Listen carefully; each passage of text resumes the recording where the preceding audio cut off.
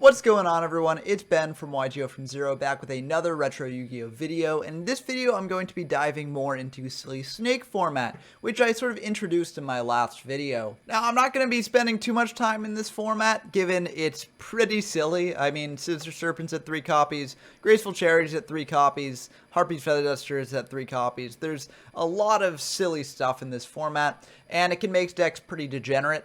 But I did want to show off a bit of it, and to start with that, I'm going to be showing off this sort of good stuff pile, which is basically based on the Beast Spellcaster list from Android format, except it's also playing 3 Graceful Charity, and, I mean, I'm playing 2 Sinister Serpent. You could bump this up to 3 if you want, but I think 2 still shows how broken this deck can be. If you draw into them off of the Graceful and then discard both, it can be very, very powerful. So, I'm personally fine with 2 in the deck, as deck space is very tight, but 3 is definitely reasonable. Other than that, this deck is pretty much the same. I think the major changes from Android format is that we've got only 2 of Bazoo, Kaiku, and Gemini Elf in Android. I bumped up the Elf and the Kaiku to 3. I figured with the consistency boost given by Graceful Charity, we're more likely to draw into our beaters. We cut down on the Jars of Greed. We're actually not playing them in the deck, as, you know, Graceful's just a much better draw card, so we don't really need the extra consistency there. We could maybe find room for it, but again, you know, these are just so powerful cards here in this deck that, like, I don't know, it's really tough to find a spot for cards like Jar of Greed anymore. The other major change is that I added a Scapegoat here. I think Scapegoat is very good as the defensive option. It also pairs well with Cannon Soldier, so you can Scapegoat, then tribute off your monsters with Cannon Soldier for a quick 2,500 points of damage, which I think is very good. I do think that this deck is probably a bit unoptimized for the format. If more testing happened in the format, you know, we could maybe answer some things like whether you should play 2 or 3 Sinister Serpents, whether you should play Nobleman of Crossout in the main deck to deal with Magicians of Faith, whether you should play like Torrential Tributes to deal with Scapegoats, or whether Scapegoat is even worth playing at all in this format. But I do really like this initial build of the deck, and so I'm not going to spend too much time on it. You can watch either my Silly Snake introduction video or my introduction to this deck in Android format if you want a deeper look at, you know, what these specific cards are doing. But I know that you're all here to see some very silly gameplay with all these Graceful Charities and Serpents, so let's dive into that right away. Okay, we've got a game against PJ Darkness, who's a frequent guest of the channel. Always a pleasure to have them on. We are going to go in to the Rock, Paper, Scissors here. And we're going to start off with an intense Rock, Paper, Scissors battle, which luckily we will win. Hopefully this means we'll be able to pop off with some Gracefuls and some Serpents in the opening turns. But let's find out. It looks like we won't be able to, but Imperial Order is a pretty great draw going first. We're just going to set a Witch, set the Imperial Order, and then set a Scapegoat here. The way I figure it is that Scapegoat is a pretty good chain off of Mass Spell and Trap Removal, which there are more of in this format with Harpy's Feather Duster at 3. So if they do go for like a Harpy Feather Duster, we can fire Imperial Order. If they've got the MST for that, we can then chain Scapegoat as well and be looking pretty good. They're going to fire a Graceful to start. We've got the Imperial Order for that, but unfortunately they do have a Mystical Space Typhoon, so this will be pretty rough here. They're going to discard a Serpent too. Damn. That's very unfortunate. They'll be able to get that back, so that Graceful's looking pretty good. They're going to fire another Graceful here, which I think makes a lot of sense. You just want to dig deep into your deck in the beginning. You could potentially save that for a next turn when you have Serpent in hand, but given that there are other Serpents in deck, I think it's perfectly fine just to go for it now. Especially if they don't have like another option to really cleanly deal with this board. So they're going to go for the Graceful there. Fire a Reborn to bring back Jinzo, which is a bit unfortunate for us. Luckily, we do have the Scapegoat if we want to use it. But it looks like they're just going to attack into our set with the Jinzo. It is a Witch of the Black Forest, so we're going to grab a Kaiku. We could have grabbed a Bazoo, but we don't have enough cards in Graveyard to actually do that. I mean, I guess we could have fired a Scapegoat in the end phase, then brought out Bazoo, banished our Graveyard, attacked over Jinzo. But with the Dark Hole here, we don't necessarily want to have 4 Scapegoat tokens on field. So I think next turn we're just going to try and Dark Hole the board, then use Kaiku to banish that Serpent so they don't get value off of it. So that's why we're going for this play. It may be a little bit greedy, but I do think it's worth doing. And they're just going to pass back to us. We draw a Mystic Tomato, which is pretty decent. We're going to fire this Dark Hole here, summon out the Kaiku, attack indirectly. Now we can banish that Serpent, and also we might as well get rid of that Jinzo in case they draw something like Call of the Haunted. And then we're going to set this Mirror Force and pass back to them. Mirror Force is here to stop something like Gemini Elf, as we have seen them discard a Bazoo. So, you know, it's not the least likely thing in the world they're going to have a Gemini Elf in hand. Or like some aggressive pressure to deal with this Kaiku. They draw a Thunder Dragon, so they're going to discard that, add 2 more Thunder Dragons to hand. I think Thunder Dragon is very interesting in this format. It definitely could see play, but I mean, I feel like with 3 Serpents available, you don't really need the discard fodder that Thunder Dragon provides. But I guess we'll see how it works out for them here. They're going to go for a Dark Hole, summon out a Kaiku of their own, and they're going to try hitting in here. It's not the worst thing if we lose cards from our graveyard here, but I think I am just going to fire those Scapegoat tokens just in case. So we'll be able to get out 4 Scapegoat tokens here. They're going to think about whether to attack into them or like sort of clog up our board a little more, but they are going to start cleaning this up. They're going to attack into 1, pass back to us. We draw another Mystic Tomato, which is very unfortunate here. We do still have a target in deck in the form of Sangan and our other Tomato. But it's a bit less good here, drawing another. They're going to just attack into our set here. And we're going to actually bring out the Sangan. Maybe we should have just brought out another Tomato, as we do have 1 more in deck. But, I mean, I figure if they've got like Raigeki or something, we want to get value off the Sangan. And I am a little bit worried about that, so we are just going to bring this out. They're just going to set 1 pass back to us. Sangan can also like provide us with some more tools later if we need them. We're just going to start with a Forceful Sentry here just to see what they've got. So it looks like they've got 2 Thunder Dragons, a Bazoo, and a Cannon Soldier. This is a bit tricky. I mean, I don't know. We're not really too worried about any of the cards in their hand. Thunder Dragons are basically dead. Bazoo and Cannon Soldier are like, I mean, they're more aggressive pressure, but ultimately, given our hand, they're about the same. I guess with the Cannon Soldier, we can summon Tomato and crash into that. Bring out a, I guess a Tomato of our own, because we do have another in deck. So yeah, I mean, that could get us some value here. So I think we're going to send back the Bazoo here. And we are indeed going to do that. So that's going to go back to their deck. They're going to shuffle that up. We're going to switch these things into defense, set a Mystical Space Typhoon, and pass back to them. They've got a Mystical Space Typhoon, and they're going to just hit our new set. So we feel fine about that. And they're going to hit in to our Sangan with the Kaiku. We're going to grab a Sinister Serpent, just get it out of the deck, have a sort of recurable blocker here. They're going to set 1 and pass back to us, and that could be very worrisome if that's like a Magician of Faith that can get back the Graceful Charities, which is obviously very unfortunate, but we don't really have any way to stop that, so we're just going to set this Sinister Serpent, pass back to them. They are going to flip up a Cannon Soldier, so that looks like they were trying to sort of bluff us into doing something. They're going to start hitting into these tokens here, which I think makes a lot of sense, just clearing these out of the way. And then they're going to set 1 pass back to us. We draw a Mystic Tomato here, which is really unfortunate, as now the only target for this left in deck is a Cannon Soldier, so one of our Mystic Tomatoes is going to be a lot less good here. We're going to think about exactly what to do here. I think if they do have like a Magician of Faith or something set, we do just want to trigger that now, just to, you know, be aware of what they're dealing with. So we're going to attack into their Cannon Soldier here, bring out a Cannon Soldier of our own, and attack into their set. Luckily for us, it's a Gemini Elf. It looks like they were trying to bluff us a bit here, or play around Torrential in some way.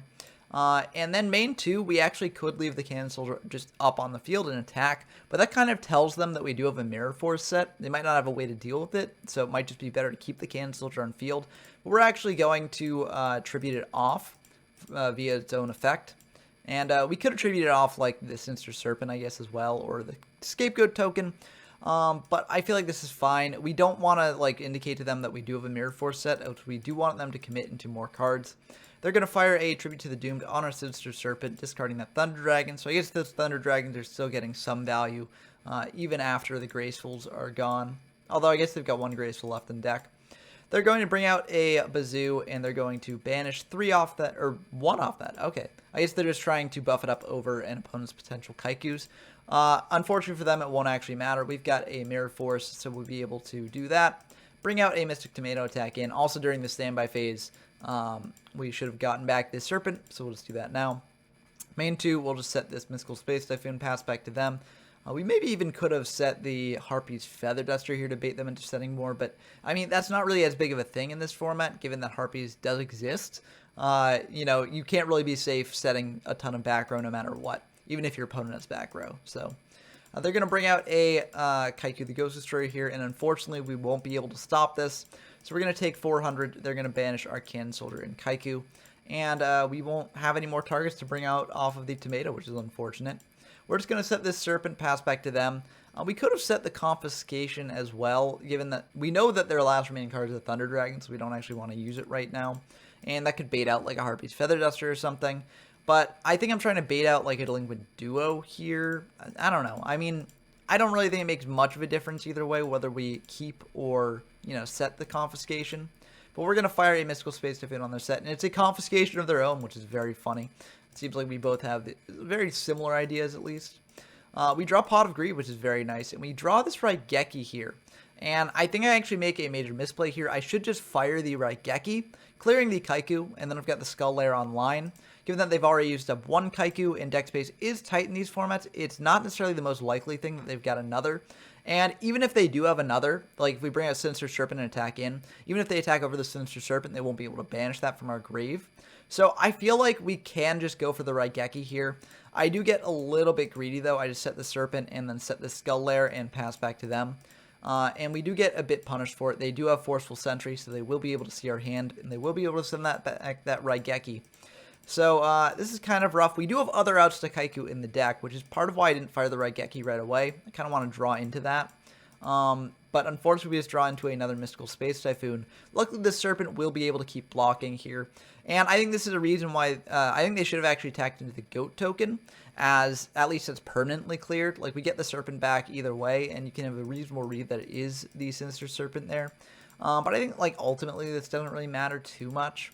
We'll just have to see. Yeah, it looks like they don't really have another monster to hit over this Serpent, so it's ultimately fine. They're just going to set one and pass back to us. We draw Magician of Faith, which is extremely good. We'll set that, set this Mystical Space Typhoon, and pass back to them. And let's see what they do here. They're going to fire a Tribute to the Doomed on the Magician of Faith, which is really good for them.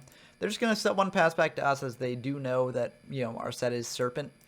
Change of Heart is okay. We could Change of Heart their Kaiku and then get in for some damage, but I'm not really sure it's worth it. We're just going to go for this Harpy's Feather Duster here, as this will get a fair amount of value, given that they've got two sets there. Unfortunately, they do have an Imperial Order. We could just let that up, but I figure that, you know, it's better to have options with these spells in hand than to not.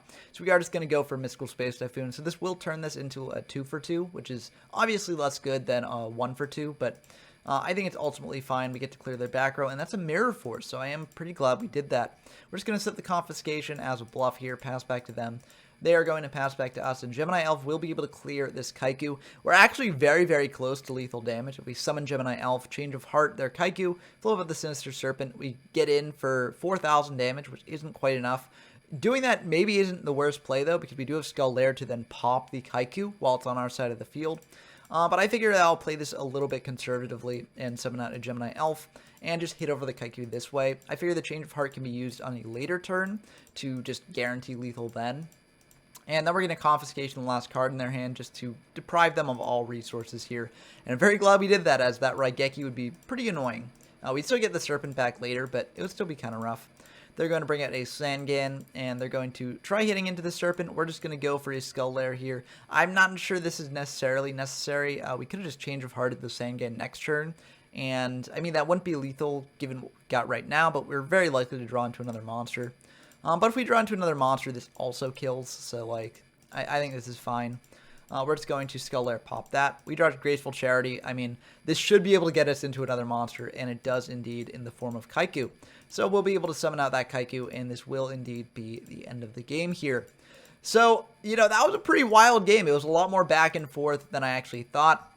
Even though our opponent did open 2 Graceful in their first turn, and we only drew Graceful like at the very end of the game, it still was a very back and forth match.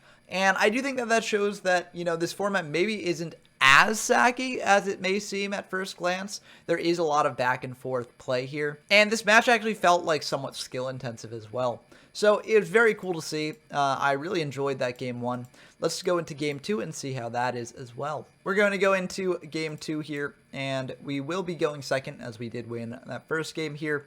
This is actually a pretty good hand going second. No one can deal with whatever they set, and it is very likely that they'll set a monster starting out. Unfortunately, that Forceful Sentry will cause us a little bit of issues. They're going to take the Witch, which I think is the very right choice, as our monster lineup in this hand is not the best, so I do think that Witch was correct. They're going to go for a Graceful, draw 3, discard 2. Pot of Greed on top of that, and then set 3, pass back to us.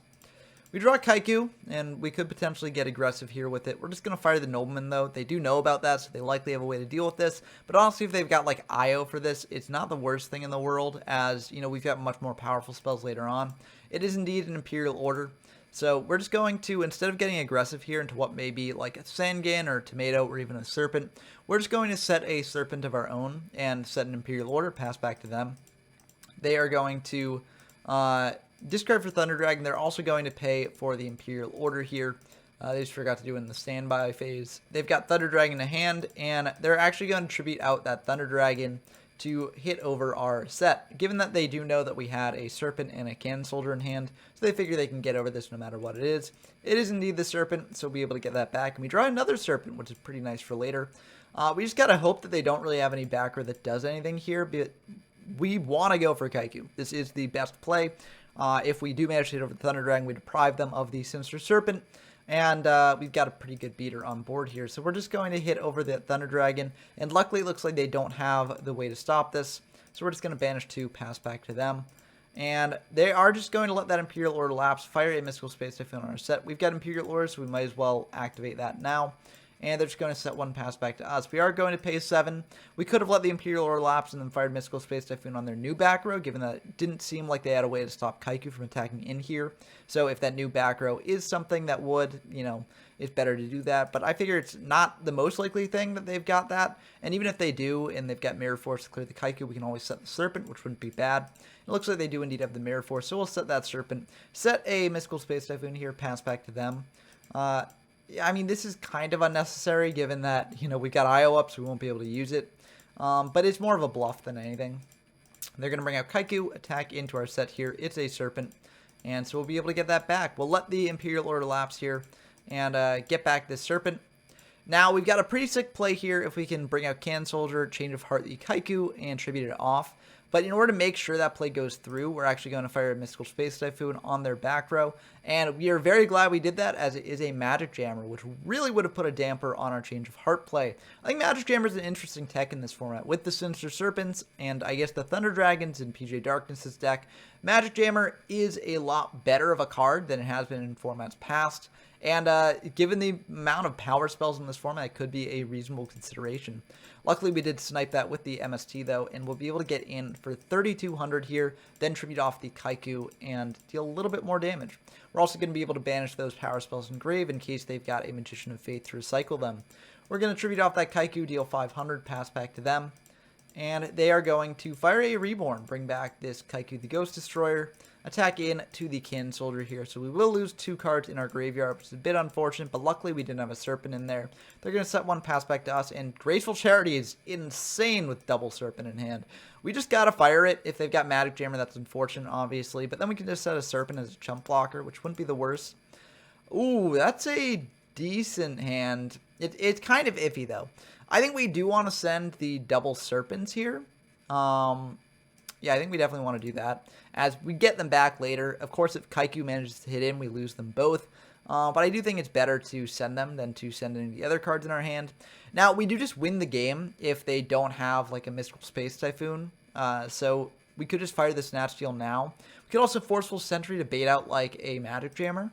But it looks like we are just going to go for the Snatch Steal. Summon the Bazoo. This does lose to if they've got Torrential. But if they do got Torrential, then we've sort of equalized our board states a bit, so I'm not too concerned about that. And I think it's much better to go for this, as opposed to summoning out the Bazoo and attack, then trying to fire the Snatch Steal, and then if they've got Mystical Space Typhoon, just losing to that.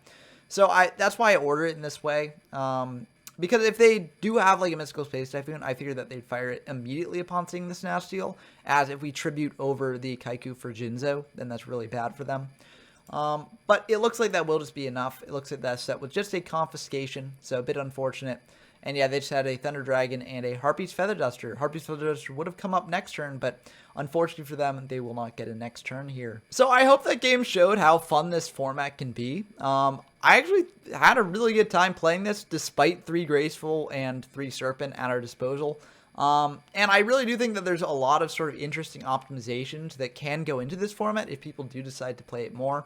That being said, this is sort of like a hypothetical what-if format, so I don't foresee this becoming too popular in the future. Like, I don't think people will actually take the time to optimize this format for themselves.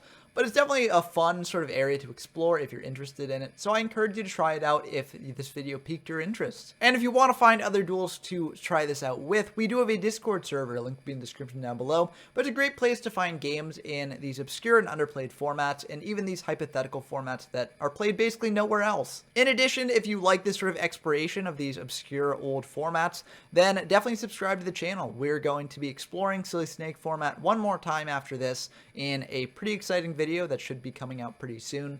And then after that, we'll be diving into Joey-Pegasus, which is similar to this format in a lot of ways, and so I'm excited to dive into that and see how it goes. And lastly, I'm sure that my build of the deck is going to inspire a lot of critiques and new ideas for how to build this sort of good stuff deck in this format, so I look forward to discussing those with you all down in the comments below. But until next time, I've been Ben from YGO from Zero, and I'm signing off.